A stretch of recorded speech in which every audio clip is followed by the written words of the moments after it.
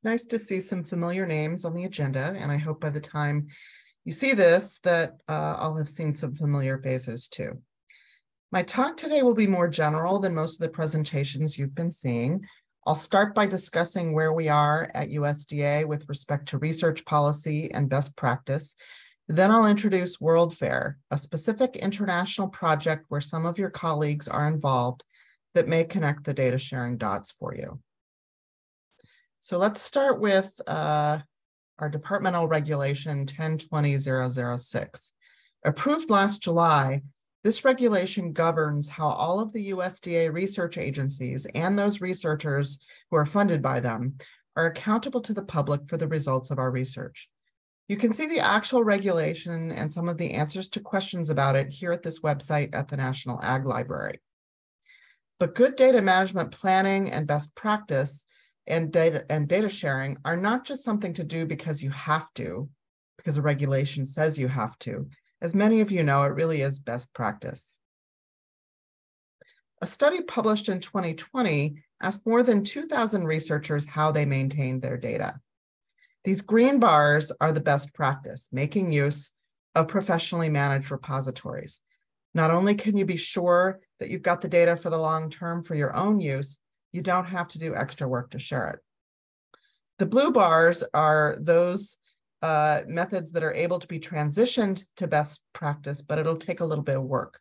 These are servers or cloud storage that probably have some good backup capability, but probably don't have adequate metadata or ease of access, or they're at risk over the long term. So for example, server rooms can get flooded. There might be some sort of backup failure. And the yellow bars are examples of poor practice. Keeping the data only on a PC or a thumb drive puts it at high risk. Even if you say you'll share the data upon request, you'll still have to find that thumb drive, which might have belonged to a postdoc who has long since moved on. So what are the benefits to you for sharing your data and doing a good job managing it? Well, first, in addition to being able to find and understand your own data later, the best journals have begun requiring that you make your data available at the time a paper is published with a data availability statement. A 2019 study found that researchers who reuse data prefer to collaborate with the people who actually created the data. So you as a researcher would get more publications out of the same data. And finally, the papers that have data availability statements that link to a professional repository have a 25% data citation rate advantage over those, I'm sorry, not a data citation rate, actually it's a paper citation rate advantage over those where the data are only available upon request or in the paper. These charts at the bottom show that as of 2020, though many papers still don't show the best practice of data shared in a repository. That's the very lightest bars that you see at the very top there. So on the left is BMC journals, and on the right are PLOS journals, where it's been a requirement that data be shared or that there be a data availability statement, but still most of those availability statements are not indicating that the data are in a repository. Finally, there's societal benefits for making data and publications freely available to all. First, equal access. If the scientific information is accessible by default, then the playing field is more level across the board. So basically, everybody wins. We can accelerate processes of discovery and innovation because scientists can more easily build on previous progress. And we can reduce duplication of effort. It'll be clear that we're making efficient use of research investments. Making scientific information publicly accessible also enables policymakers and others to use scientific evidence to make decisions. And finally, we can be more accountable to taxpayers. Others can evaluate our scientific integrity, make sure that our research is reproducible, and in general, that fosters public trust. So one of the core requirements of federal funding policies, not just at USDA, but at all of the other agencies too, is to have an approved data management plan at the start of a project. On the left here, you see the core components of a data management plan, or a DMP, that the National Ag Library recommends for research funded by USDA. And I know that many of you are funded by NSF, but I believe the requirements are very similar. Now, Section 6 here, monitoring and reporting, may be new to some of you, but this is where we suggest that the best practice is to report your data at least annually to your funders, and also to monitor the DMP and keep it up to date. Sometimes you need to change the plan as new databases or standards become available. Now, elaborating number 4 here, data sharing and public access. A DMP must include a description of how and when data will be made publicly accessible, or an explanation of why it's not appropriate to share the data. There's actually 9 exemptions that we allow for not sharing your data.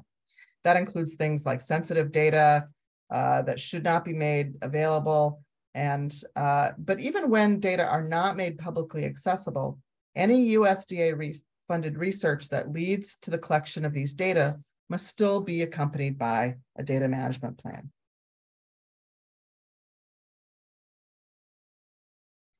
Public access requirements for research data apply to, but are not limited to, data that support scholarly publications. Doesn't include computational models and outside data, but researchers are encouraged to make those assets publicly accessible if that's appropriate. Data have to be published in a machine-readable format. In other words, not Adobe PDFs or charts or figures, and they must be in a recognized repository that will provide an identifier and preserve the data. And the data should be linked to any associated publications. They need to be made available within 12 months. In other words, a 12-month embargo is currently allowed.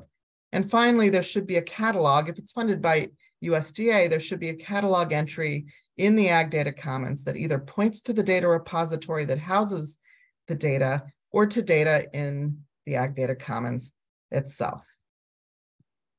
So I usually use this slide to help our USDA colleagues find good repositories for their data. And I really should ask you to help us to know where the best place for your kind of data is.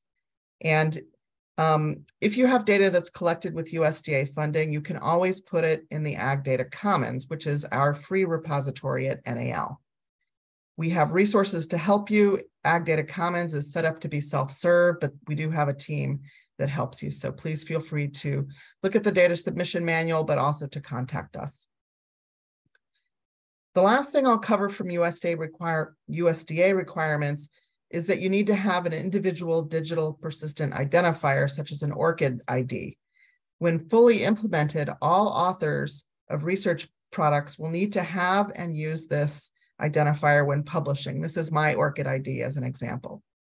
This is a one-time requirement to get an ORCID, and it makes it easier to identify all of your output, even if your name or your affiliation changes over your career.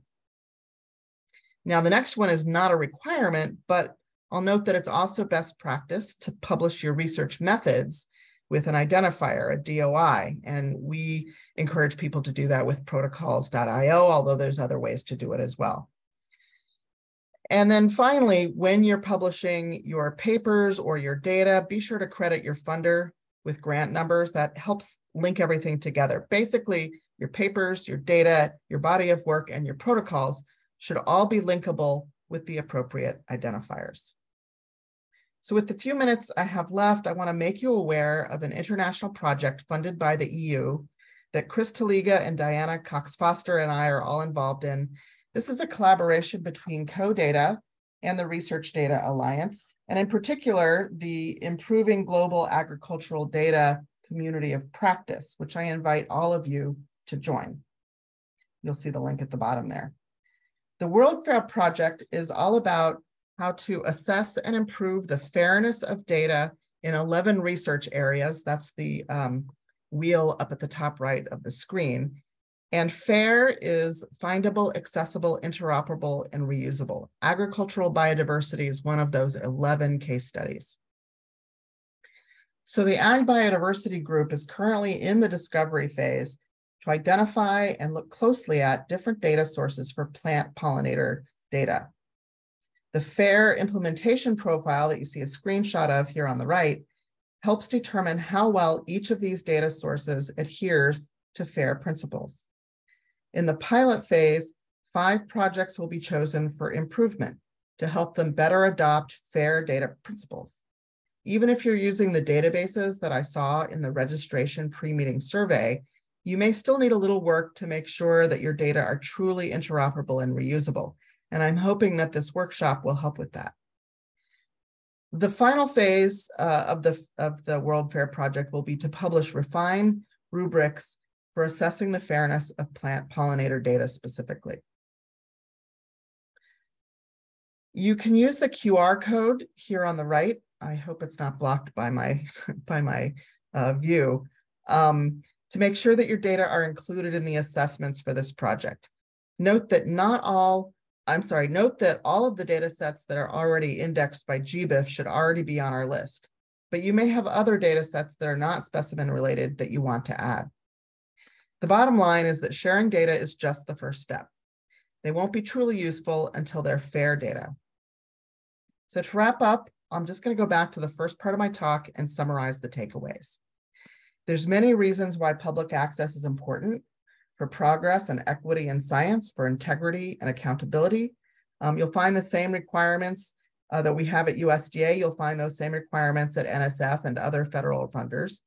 The requirements are to have an approved data management plan, to implement that data management plan which includes making data public no later than 12 months after a paper's published, or if you're funded by USDA, you need to catalog that data in the Ag Data Commons. You need to use your ORCID IDs when you author things, and you need to keep your data management plan up to date. Just a heads up that there's been some recent executive orders that mean that embargoes will go to 0 by 2025. And finally, the National Ag Library provides infrastructure and expertise to help you, as do your local university librarians as well. So with that, I'll say thank you, and I'm happy to answer any questions, and feel free to ask them now or share them with me in email. Thanks.